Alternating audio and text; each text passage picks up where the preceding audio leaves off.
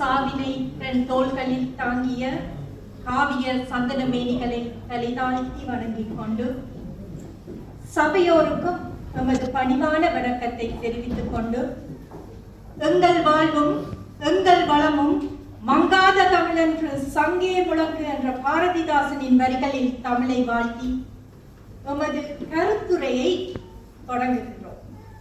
கவனியுங்கள், இது கருத்துரை மட்டுமே. இந்த புத்தகத்தை நாங்கள் வாசித்திருக்கின்றோம். வாசித்து எங்கள் மனதுக்கு பிடித்த என்று சொல்வது சரியா என்று தெரியவில்லை. இது போராட்டம் சம்பந்தமான புத்தகம் ஆனபடியால் எங்கள் மனதில் பதிந்தவற்றை உங்களுடன் பகிர்ந்து கொள்ள விரியும் ஓட்டுகள் குழுவினர் தயாராகி கொண்டிருக்கிறார்கள்.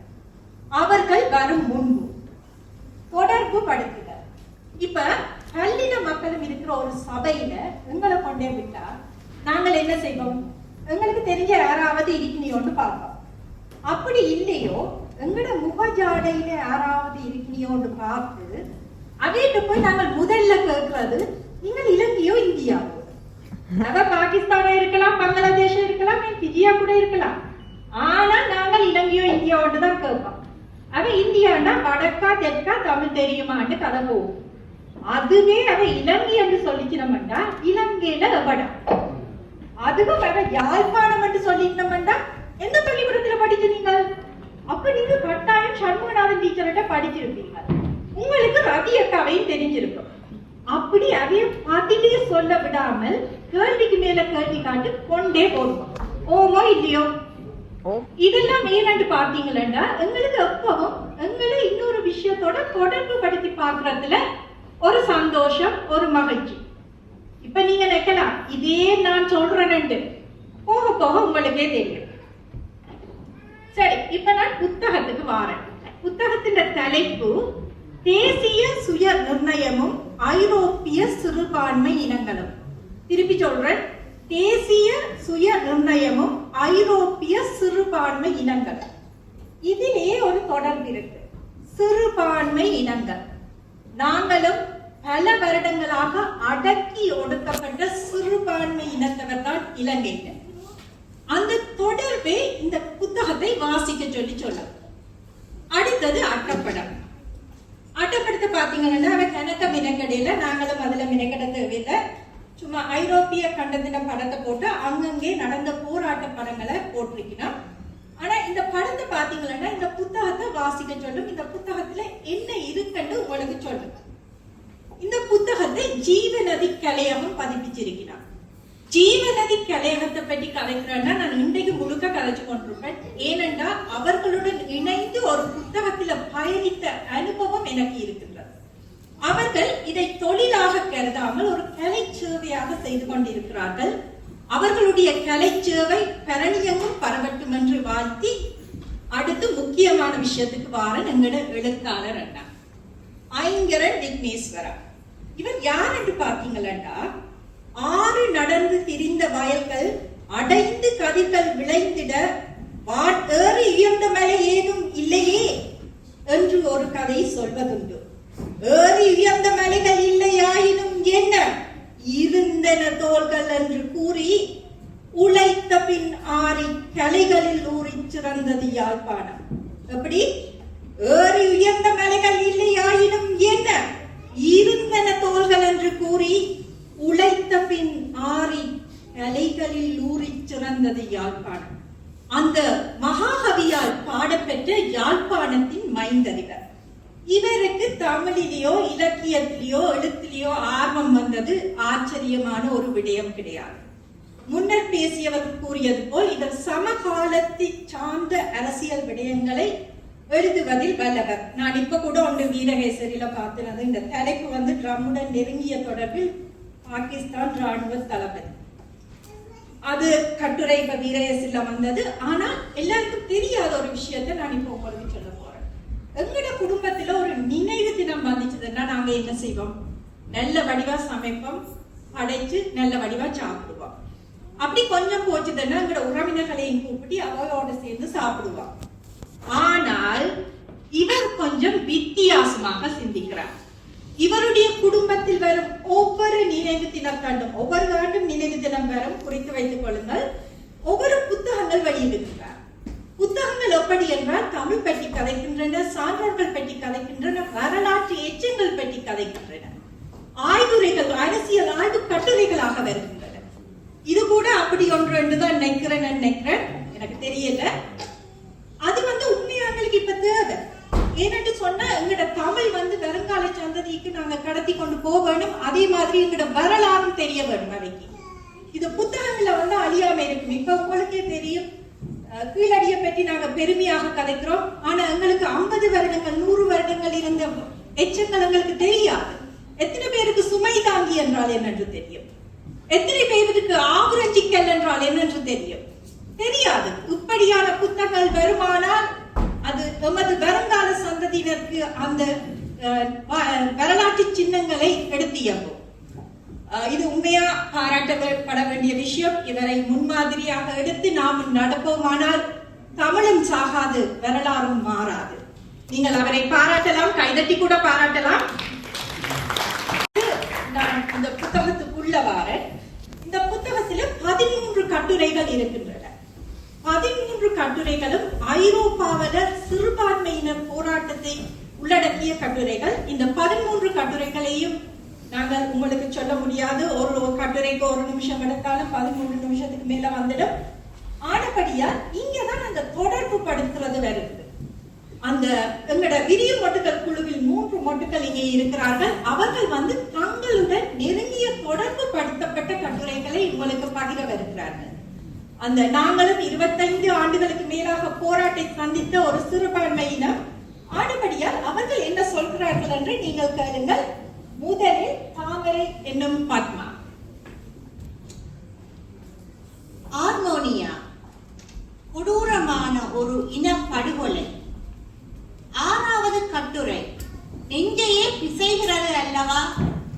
துருக்கி ஓட்டோமான் அரசின் வலிந்த திட்டமிட்ட இன அழிப்பு அது.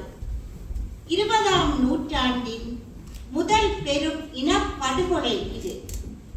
ஆர்மோனியா எங்கே உள்ளது என்பதை ஆசிரியர் வரைபடத்தில் விவரித்தமையால் நமக்கு இந்த போராட்டத்தினூடாக பயணிப்பது கஷ்டமாக இருக்கவில்லை.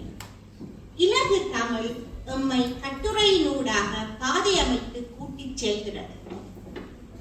பொதுவாகவே ஒரு சிறுபான்மை இனத்தின் விடுதலை உணர்வை நசுக்க ஆட்சியாளர்கள் கையில் எடுப்பது சிறுபான்மை இனத்தின் கல்விமான்களை தேடி அழிப்பதே ஆகும். ஓட்டோமானும் அதேதான் செய்தது. 1915 சித்திரை 24ஆம் தேதி சமூகத்து கல்விமான்களையும் தலைவர்களையும் சேர்த்து 250 பேரை படுகொலை செய்தது. அதன் பின்பு ஓட்டோமான் இராணுவத்தினர் 15 லட்சத்துக்கும் மேலான பொதுமக்களை எழுப்பி பல 100 மைல்கள் தொலைவில் உள்ள சிரியா பாலைவனத்துக்கு நடத்தி கூட்டிச் சென்று பலியிட்டது. வழியெங்கும் மக்கள் பட்டினியாலும் தாகத்தினாலும் தவித்தபடியே சென்றனர். பசியால் மடிந்தோரும் உண்டு. எனது நினைவுகள் 1995ஆம் ஆண்டு நாம் யாழிலிருந்து வெளியேறிய நாட்களை நோக்கி செல்கின்றன.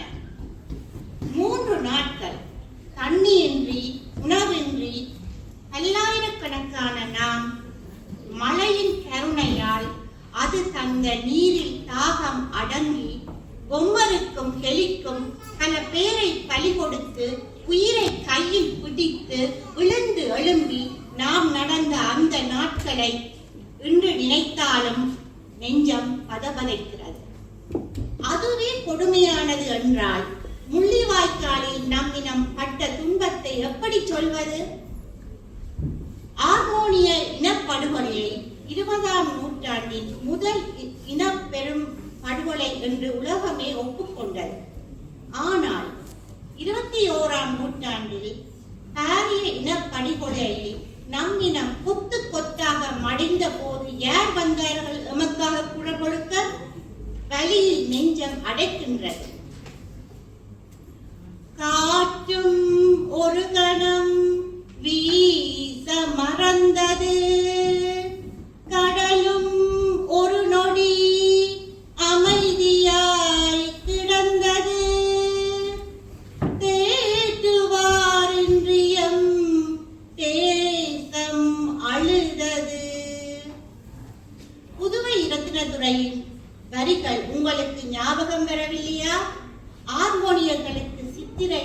நாள் என்றால் நமக்கு கார்த்திகை 27. அவர்களின் வழி எமக்கு புரியாதா என்ன? படியுங்கள், உங்களுக்கும் புரியும். இப்போது ரோஜா என்னும் சீதா தன் மனதில் பதிந்த ஒரு கட்டுரையின் கருத்துக்களை உங்களுடன் பகிர்ந்து கொள்ள வருகின்றார். வணக்கம். நாங்கள் எதை இழந்தோம்? உன் உயிரை போல் இன்னும் பல உயிர்களை.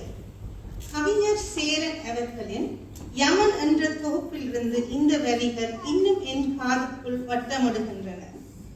கட்டுரை 2 ஸ்பெயின் நாட்டின் பாஸ்க் மொழி பேசும் மக்களின் சுதந்திரம் வேண்டிய போராட்டம்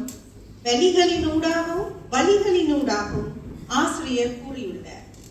கதையை கண்ணீருடன் கேட்ட அனுபவம். பாஸ்க் மொழி பேசும் மக்களும் எம்மை போல்தான் சிறுபான்மை மூத்த குடிகள். அவர்களுக்காக போராடிய எட்டா அமைப்பும் எம்மை போலவே இரட்டை கோபுர சரிவில் தடை செய்யப்பட்ட ஓர் அமைப்பு. ஐரோப்பாவையே திரும்பி பார்க்க வைத்த விடுதலை போர் எட்டா அமைப்பினுடையது.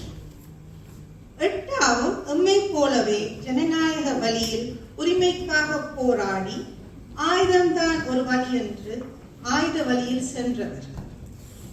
1959 நிறுவப்பட்ட அமைப்பு 2015 ஆயுதத்தை தவிர்த்தது.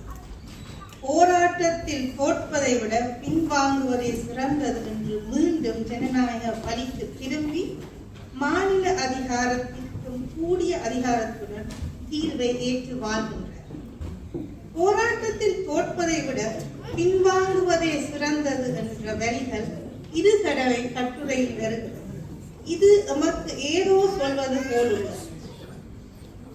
இப்போது செவந்தி என்னும் கவிதா ஏதோ சொல்ல வாரா. வணக்கம். நமக்குள் கிடந்தெழுந்து எந்த நாளும் நம்மோடு பேசுவோம் நாம் என்று என்ன அர்த்தத்தில் கவிஞர் நிலாவணன் கூறினாலும் தெரியாது. ஆனால் நாம் இன்னும் எமக்குள் கிடந்து எந்த நாளும் எமக்கென்று ஒரு விடிவு இல்லையே என்று பேசிக் கொண்டிருக்கிறோம். இங்கு நான் பேச வருவது கட்டுரை 10 சைப்ரஸ் பிரிவினையும் அதன் சுதந்திரம். விடுதலை வேண்டி போராடும் எல்லோருக்கும் ஒரு நம்பிக்கை ஊட்டும் கட்டுரை இது. ஒரு நாடு 2 தேசமாக பிரிந்த வரலாறு. தலைப்பே கலை நிமித்தி எம்மை வாசிக்க வைப்பதில் ஆச்சரியம் எதுவும் இல்லை. இலங்கை தீவை போலவே சைப்ரஸும் பெரும்பான்மை கிரேக்கரையும் சிறுபான்மை துருக்கியர்களையும் கொண்ட ஒரு தீவு. கிரேக்க பெரும்பான்மையினர் வாழும் தெற்கு பகுதி சர்வதேச ரீதியில் அங்கீகாரம் பெற்ற சைப்ரஸ் குடியரசு. ஆனால் வடக்கு சைப்ரஸ் தீவு துருக்கிய சிறுபான்மையினர் வாழும் தனி நாடாக பிரகடனப்படுத்திய போதிலும் இது சர்வதேச ரீதியில் இன்னும் அங்கீகரிக்கப்படாமலேயே இருக்கிறது. அத்தோடு வடக்கு சைப்ரஸ் இன்னமும் பொருளாதார நிலையில் பின்தங்கியே உள்ளது. இதனால் இங்கே பல உட்பூசல்கள். இது உணர்த்துவது சுதந்திரம் மட்டும் முக்கியமல்ல, ஒரு நாட்டை கட்டியெழுப்ப அதன் தன்னிறைவு பொருளாதாரமும் மிக முக்கியம் என்பது உங்கள் அனைவருக்கும் தெரியாத விடயமல்ல. நாம் தன்னிறைவு பொருளாதாரத்தை பொருண்மிய அமைப்பினூடாக எப்படியெல்லாம் கட்டியெழுப்பினோம் என்று. ஆயினும் பல வல்லரசுகளின் நரித்தனத்தால் சிக்கி நமக்குள் கிடந்து எந்த நாளும் நம்மோடு பேசுவோம் நாம். இந்த புத்தகத்துக்கான ஒரு தொடர்பை ஏற்படுத்தி இருக்கும். நீங்களும் இந்த புத்தகத்தை வாசிப்பீர்கள் என்று நம்புகின்றோம். வரலாறு நிலையாக ஓரிடத்தில் நின்று விடுவதில்லை. நியாயம் கிடைக்காத வரலாற்று அநீதிகள் வடிவாகி போனாலும் வலியை இழப்பதில்லை. இந்த புத்தகத்தில் வரும் வாரிகள் இவை. வலியை மட்டுமல்ல, வலிமையும் இழப்பதில்லை என்பே. இவை எமக்கு ஒரு நம்பிக்கையூட்டும் வரிகளாக அமைகின்றன. ஐங்கரம் கூப்பி ஐங்கரனை வாழ்த்தி விரியும் மொட்டுக்களுடன் விடைபெறும் நான் வாகை என்னும் தமிழில்.